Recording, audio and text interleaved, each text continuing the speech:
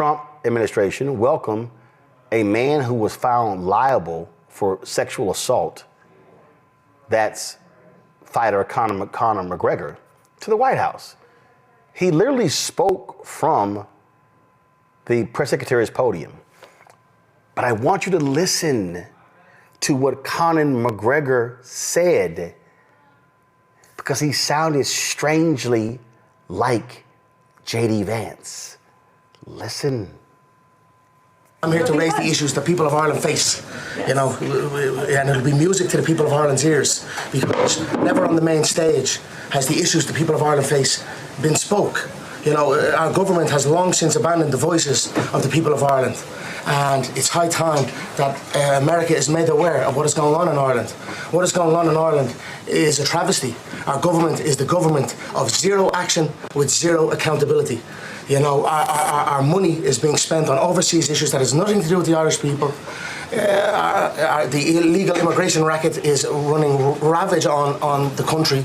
There are rural towns in Ireland that have been overrun in one swoop, that have become a minority in one swoop. So issues need to be addressed, and the 40 million Irish Americans, as I said, need to hear this, because if not, there will be no place to come home and visit. There's no hotels there. Rural places are being overrun by these immigrants. Does that sound like Haitians eating cats and dogs? See, I know some of you may go, okay, Roland, I think you're taking this a little too far. Okay, really? See, what people don't want to pay attention to is that what you just heard there is what Fox News has been saying for a very long time. You've been listening to these people and lay these things out, and they don't want to confront that. But see, y'all heard me say this before. See, this is the reality of what's going on here. What's happening in Europe is literally what's happening in the United States. White people stopped screwing. They stopped having babies. The death rate of a number of states in the United States right now, the white death rate is higher than the white birth rate. Let me just try to make this as simple as possible for everyone listening. In order for you to continue to have positive GDP, gross domestic product, the American economy is about a $30 trillion economy, okay? You need the replenishment of people in order for you to maintain your GDP. We are far ahead of China in terms of gross domestic product, okay? We're up by about 12, 13 trillion dollars. Why has China been having an economic problem? Because about 30 years ago, China had something called the one-child rule. They wanted to stem the population. Here's the problem with that. People eventually begin to pass on. So 30 years later, where you should have children, where you should have people who are 30, 29, 28, 27, 26, 25, essentially replacing people who are 75, 80, 85, 90 who are passing on, China's population began to decrease. They begin to realize, shit, we've got more people dying than people being born. Why? Because of that one-child rule. So what do? Oh, hey, we need y'all to start having babies. And went to a two-child rule. They're now having to play catch-up. Understand what's happening in Ireland. Go to my iPad. Look at this. In 2008, the number of births in Ireland was 75,173. In 2022, it was 54,483. That's 2022. Y'all, That's 21,000 fewer births. So what that means is Ireland is going to be a dying nation unless you replenish the population with people. Well, here's the problem. They're not coming from other white European nations. Why? Because the white European nations are having the exact same problem as Italy. Same problem. Go to my iPad. Germany's birth rate has been declining rapidly, reaching a record low of 1.35 children per woman in 2023. That's a 7% drop from the previous year and an 8% drop from 2022. Look at this here. There's a decline in the number of women aged between 27 and 36 in Eastern Germany, an age group that accounts for the majority of births in the region. Germany's fertility rate has been below the natural replacement level of roughly 2.1 children per woman since 1970. Germany has experienced a natural population decline every year since 1972, but population has increased due to immigration. Now we get to the crux of the issue. The racists in the Trump administration, Donald Trump, J.D. Vance, Stephen Miller, and others, they despise immigration because they want to maintain the power of whiteness. They want to maintain the purity of whiteness. Donald Trump talked about on the campaign trail, the blood being infected. Well, hell. See, Donald Trump prefers white immigrants. So he wants those white Afrikaners. He wants some white folks from Denmark and Finland. Can we please go bring in some virile, blonde, blue-eyed white people? They despise the fact that there are brown immigrants. They despise that there are immigrants from Venezuela, Colombia, Latin American countries, Bermuda, Jamaica, African countries. They prefer white people.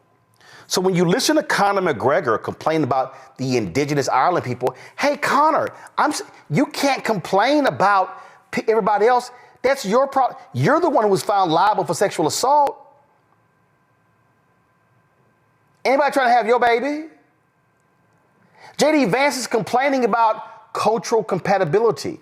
What he's saying is those other people are coming to Germany and they're not like the Germans. Well, excuse me, because here's the problem with Germany. If you don't have immigration, you're screwed. Y'all, what is my book about? It's about white fear, how the browning of America is making white folks lose their minds. That's what the book is about. This is it right here. I literally talk about it in the book. I literally say in the book that what these people have been focused on, when you hear them talk about the great replacement theory, it all comes down to whiteness. They can't stand the fact that there are going to be fewer white people in America. So when you hear them talk about, man, we've got to maintain we got to maintain these things. We have to maintain, how can we we got to maintain whiteness. We got to maintain white people being in control. What can we do? It has to be white. And see, I need y'all to understand when you have these Negro MAGA trolls sitting here running their mouths, sounding like pure idiots, they don't even understand that they are doing the job of the white nationalists, the white supremacists. They don't even want to accept it. Here's Sam Cedar. You know how they have these conversations with, it's called Jubilee Media. Listen to this white woman. By the way, she's talking like she's an American. She's not. She's actually an immigrant from Canada. But she's blonde and she's white. Listen to this.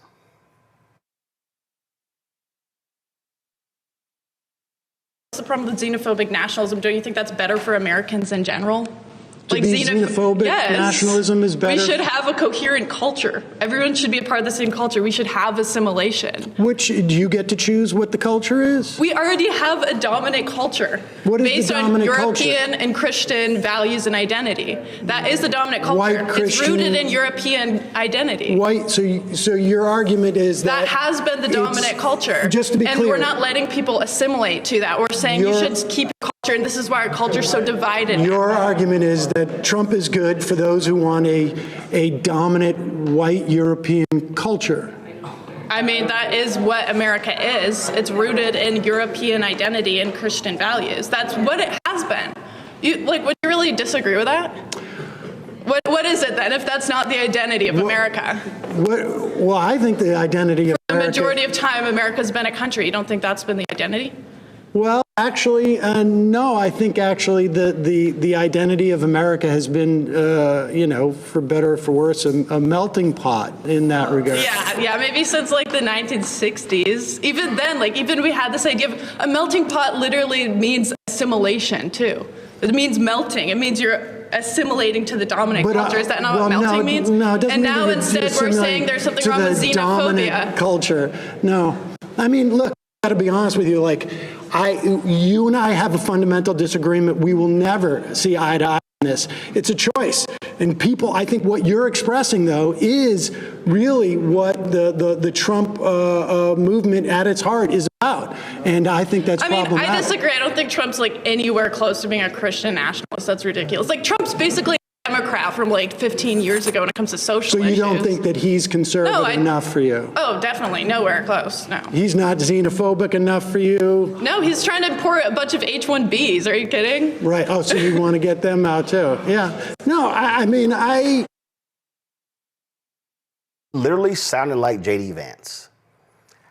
I just need people to understand, y'all, this is not about the price of eggs. This is not about any of that. This is not about jobs. This is not about manufacturing. And this is why Democrats have struggled, because the problem is when you have the Vice President, Kamala Harris, she gave an interview where she talked about this very issue, where she talked about one of the issues she talked about was when we talk about identity politics. White folks don't like talking about this stuff, because what you're doing is you're putting white folks on Front Street. You're forcing them, you're holding a mirror up to say, yeah, like her, oh, the dominant culture, no. So when you assimilate, first of all, baby, when you're a melting pot, as somebody who cooks gumbo, when you start putting other ingredients in, it changes the taste of the roux. It don't taste the same. Spice adds flavor. Miss unseasoned chicken. But I need our people to understand that if you're not framing what is happening right now through the lens of whiteness, of white nationalism, white supremacy, white theocracy, then you're actually missing the entire picture. Hello, I'm Isaac Hayes III, founder and CEO of Fanbase. And right now we're accepting investors in our $17 million round to revolutionize the future of social media. Today, for just $399, you can own 60 shares of stock in Fanbase at $665 a share. Go to startengine.com/fanbase and invest today. While the big platforms have grown too massive and disconnected from their users, Fanbase is building a platform where creators and users truly come first. We've already raised $8.6 million from everyday investors who believe in this vision, and now you can join them.